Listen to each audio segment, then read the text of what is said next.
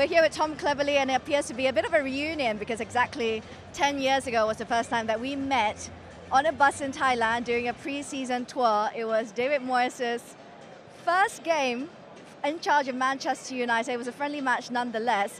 Didn't go down too well, just to jog the memory a little bit, some bad memories for you, Tom, where Manchester United in Moyes' first game lost to Singer All-Stars 1-0, but that's not what I'm here to talk about. Just that particular season was such a transitional season, isn't it? I mean, how did you go through that, being your boyhood club and then watching all that change pretty much overnight? Yeah, I mean, the season actually started quite well competitively. We won the Community Shield, we won our first game away at Swansea, and then it went downhill pretty fast. We struggled to stop that momentum. Obviously losing Sir Alex and David Gill in the same summer was massively difficult. And yeah, we were, not me personally, but the squad was sort of getting old together. So yeah, not a fault of David Moyes personally, but it was sort of a perfect storm for us to fail that year. I didn't think this time, 10 years later, I'd be standing here and United haven't won a title since. But that's the unfortunate reality of it. I mean, when we knew that Sir Alex Ferguson was going to retire, we heard his heartfelt speech as well to all the fans at the final day. At that point in time, take yourself back. You knew obviously it was going to be a transition. You knew it's going to have tough times ahead. But at that point in time, how long did you think United was going to take to come back to the glory days? Yeah, I thought 2 or 3 years.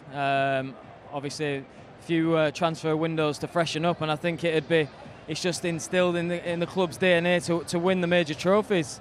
Going back to the moments that you said, I still remember giving him a guard of honour, literally about 10 yards away here.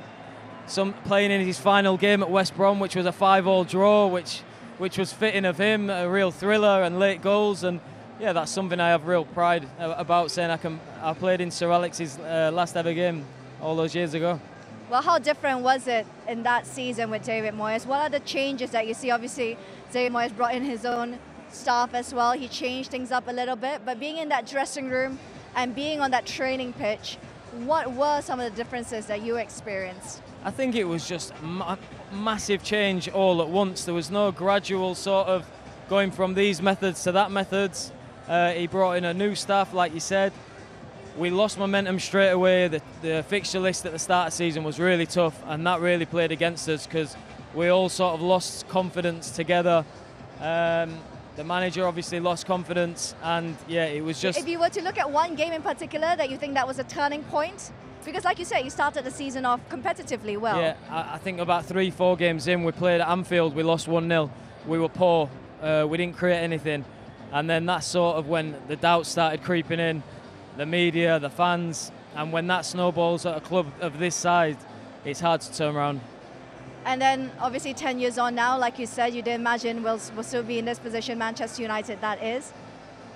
Looking at today's situation and looking back at the Manchester United, you knew. What is the problem now, do you think? Listen, it's still a special club coming here today. It's still goosebumps.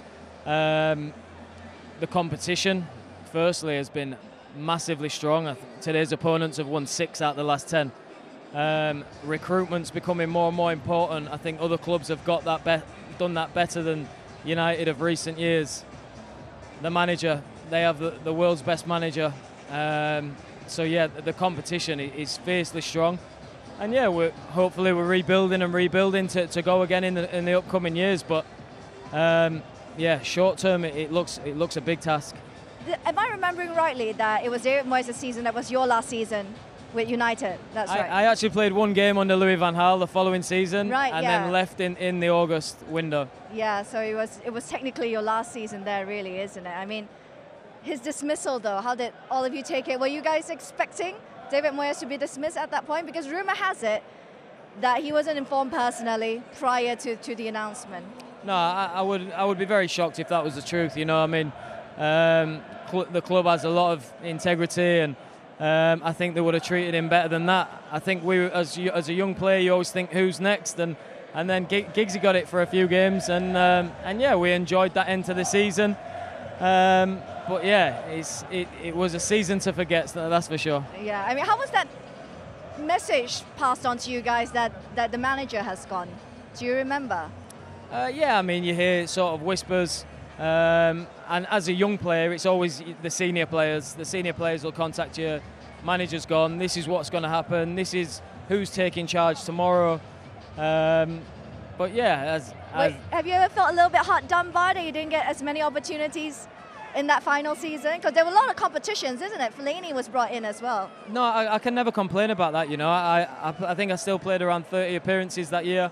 I'll hold my hands up, and it was my poor form, lack of confidence, and I didn't quite get the chance to turn it around under Van Gaal the following season.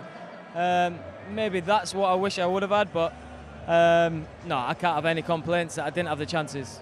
Well, David Moyes is doing well at the moment with West Ham, of course, having won a European trophy for them as well. You must be pleased for him. Yeah, great guy. And like I said, you don't have all that success at Everton, West Ham, domestically, now in European competition, if you're not a good manager, top manager. And he was a really good guy. It didn't work out for him here, but I'm really pleased that he's gone on to do big things with West Ham. Well, let's talk about you then. You recently retired as well officially. You've gone into coaching now. No break for you? No. I mean, I need that purpose. I need that something to do every day, and I'm really enjoying it. I'm under 18s coach at Watford, having recently retired, and trying to learn a few things off two of the best to do it in Ten Hag and Pep today. Well, you've learned under quite a few managers in your playing days, of course. If you were to describe your coaching or management style, what would it be? Are you the arm around the shoulder to those young kids, or are you a little bit harsh on them? I'm a mixture. I'd say I'm arm around the shoulder, I'm patient, I'm calm, but certainly on a match day I've got a bit of bite. Right, got a bit of bite. Certainly not to get on your bad side then. That's going to remind me. But thanks, Tom, for chatting with us. It's so great to have you here, of course. Thank you.